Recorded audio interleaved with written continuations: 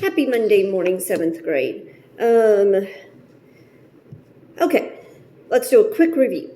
Chapter 13 was on the Protestant Reformation, Martin Luther, the 95 Theses, all of that. Chapter 14 was let me say one other thing. Chapter 13 was Protestant Reformation. Keep in mind, Protestant Reformation started in Germany, specifically this Wittenberg, Germany, but started in Germany. Then chapter 14 was kind of, okay, how did the people in Germany respond to the Protestant Reformation? How did the Catholic Church respond with the Counter-Reformation? And then what did a lot of European countries do? Did they become Catholic, like Spain did? Prior to this time, Spain was under the control of the Moors, which were the Muslims who came up from Africa into Spain. Then at this time, it became a predominantly Catholic country, and it's going to stay predominantly Catholic. Other countries became neutral. Other countries became Protestant. Then chapter 14 ended with saying, now we're going to focus on England and what happened with England. So chapter 15, we do what we do a lot of times. We go backwards in time when we're starting a new place. So we're going to go back to the beginning of England in chapter 15 and then catch up to the 1600s where we were in chapter 14. So chapter 15 is kind of a long chapter for that reason. But there's a lot of really interesting stuff in it and lots of really important stuff in it that ties into American history. Let's first talk what your homework is for today. Of course, you'll do Simple Solution 63 and check it. The other thing you'll do is Geography Project 9. Geography Project 9 is on England, on the British Isles. If I were you, I would just number it. Number the countries: England 1, Scotland 2, Wales 3, North Ireland 4, Ireland 5, France 6.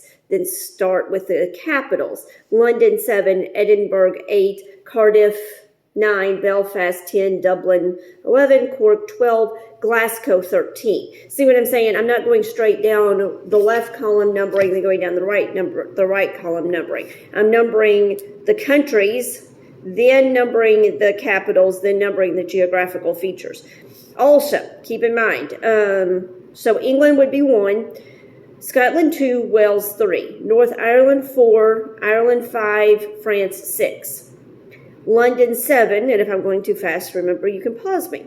Edinburgh, except then I'll lose my place of where I am. 1, 2, 3, 4, 5, 6. London 7, Edinburgh 8, Cardiff 9, Belfast 10, Dublin 11, Cork 12. Glasgow 13, Sheffield 14, Liverpool 15, Birmingham 16, Bristol 17. North Sea 18, Irish Sea 19, St. George's Channel, that's one thing. That's why Channel is indented. So that would be, I think we're on 20, whatever the next number is. But don't make Channel a separate number, is my point. And then keep going from there.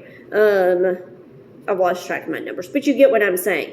And the reason why I would do that is, number one, it's easier, because sometimes you have to write really tiny, and some of you struggle with that. Number two, that makes this easier to use to study for future tests where you have to do this math. And the information is on page 162. And we're starting reading on 161. So that's that. All right. You're going to read 15.1 today. I'm going to highlight 15.1. As I said, we're going to go back in time to the very beginning of the English nation. You can see down there at the bottom the timeline. I'll let you read the intro paragraph for yourself. 15.1, Early History, Ancient Britain. Among the earliest known inhabitants of the British Isle were the Celts, descendants of people from the European mainland. The ancient Celts were known for their wild appearance in battle. They dyed their bodies blue to terrify their enemies and for their pagan religion. If I can, I like to throw in Disney movies to kind of give you a visual. Think Brave. Merida. She would have been a Celt. And some of the guys that came to woo her, to marry her, I know at least one of them, if I remember right, was dyed blue. That's what we're talking about here. Then it goes on down to talk about Julius Caesar. Remember, Julius Caesar, before he became emperor, was a warrior, and he went up into England. And when he went up into England and conquered the southern half of England, the people they would have been conquering would have been the Celts. The Celts have never been forgotten, however. Some of them remained in Ireland, Wales, and Scotland. I'm skipping around, but you get what I'm going here. And even now, there is Celtic music. They're not as popular now, but about 3, 4, maybe 5 years ago, there was a group of women singers that became very popular for a short amount of time, who were known as the Celtic. I forget what their name was, but the word Celtic was in their group, and they sang the Celtic type music and did the Celtic type dancing and everything. So that's that group. Remember, when Rome fell apart, when the Roman Empire fell apart, it fell apart because the different German groups came in and took over. And the groups that came in to England that took over were the Jutes, Anglos, and Saxons. Anglos and Saxons being the main ones. So that's why when you talk about England, you're talking about the Anglo-Saxons. And that's where we get the name England, because of that Angle part. The Angle gave their name to the southern part of Britain, which became Angleland or England, and that's why the language is English. It goes on to talk about some famous people and stuff. The first Archbishop of Canterbury. Then talks about in the mid-800s, Vikings began to invade England. And by 870, Danes controlled most of England outside of Wessex, the leading Saxon kingdom. Alfred the Great, 871, a new king, came to the throne of Wessex. By the age of 24, Alfred was already renowned for his love of wisdom and his proficiency. Alfred the Great became the first king of England. Then talks about Canute the Dane, William the Conqueror. A vassal of the King of France stepped forward to claim the throne. That's William, King of Normandy. Normandy is part of France. Ignoring William's claims, the English nobles made the most powerful among them Harold Godwin, King of England. William sailed to England with an army of 10,000 or more and met Harold's forces at the Battle of Hastings in 1066. There, William defeated Harold's infantry, and Harold himself was killed.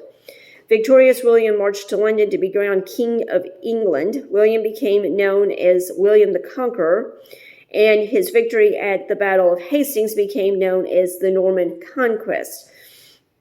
He wants to take over and become more powerful. He brought feudalism to England. Then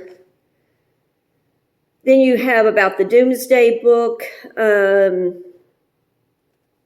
and the Norman influence. The Normans influenced, skipping ahead a little bit, Norman conquest changed England greatly. One change that remains evident even today is on the land and culture, because many of them spoke French. For a short time, French was England's official language. Kind of interesting to keep that in mind. And even now, you can see French influences in the English language. True of, the English, of us in America. You can see the influences of lots of different languages and cultures, but definitely got a little French influence there. So that is 15.1. Like I said, that's my quick overview of 15.1.